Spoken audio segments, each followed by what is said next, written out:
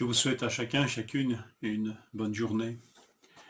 Que le Seigneur vous fortifie, vous encourage, vous manifeste sa grâce, sa compassion.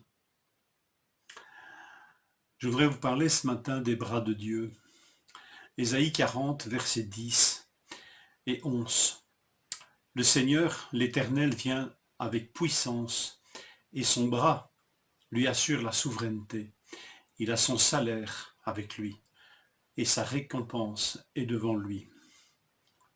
Pareil à un berger, il s'occupera de son troupeau, il prendra les agneaux dans ses bras et les portera contre sa poitrine, il conduira les brebis qui allaitent. Le bras de l'Éternel, symbole de sa puissance dans le verset 10. L'Éternel vient avec puissance et son bras lui assure la souveraineté.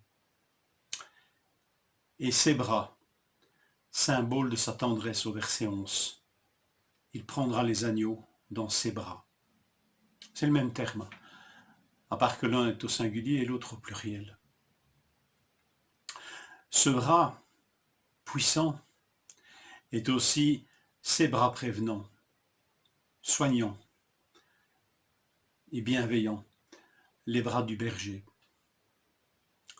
Le Seigneur souverain, tout-puissant, est le berger de son peuple.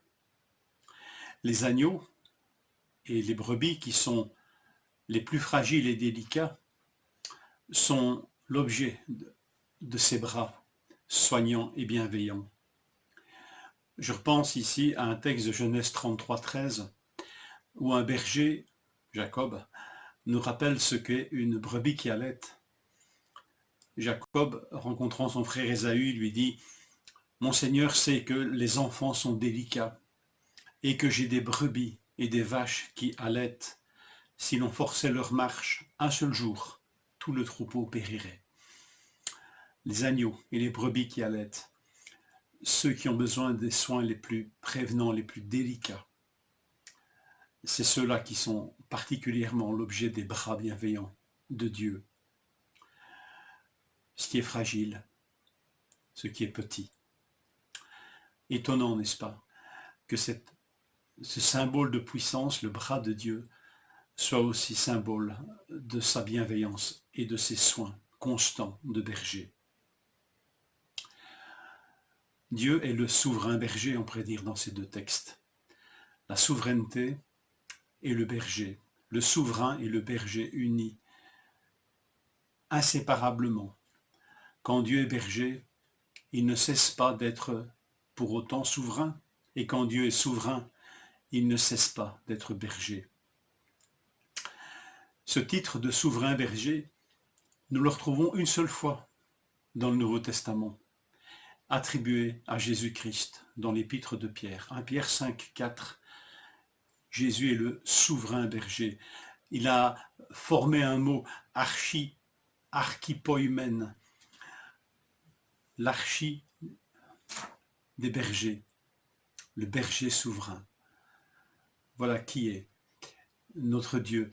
Et les bras de Dieu nous renvoient à cela, le berger souverain. Bras puissants, bras bienveillants, toujours unis. Et ces bras, remarquez ici, ne se contentent pas de prendre les agneaux et de conduire les brebis qui allaitent, mais il les porte contre son cœur, contre sa poitrine, contre son sein. Ses bras amènent vers le cœur de Dieu. Alors là, quelle bienveillante puissance, quelle puissance bienveillante. En ces temps de préparation de Noël, est-ce que nous reconnaissons le bras de l'Éternel? Ésaïe 53 commence comme ceci. Ésaïe 53 qui nous parle de celui qui doit venir pour nous sauver.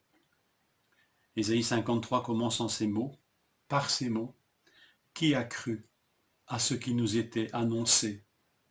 Point d'interrogation. À qui le bras de l'Éternel s'est-il révélé?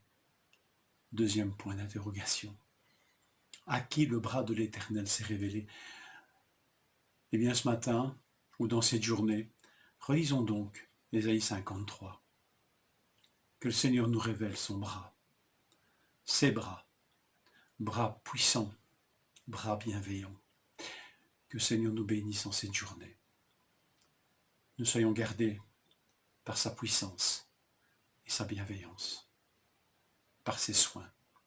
Bonne journée.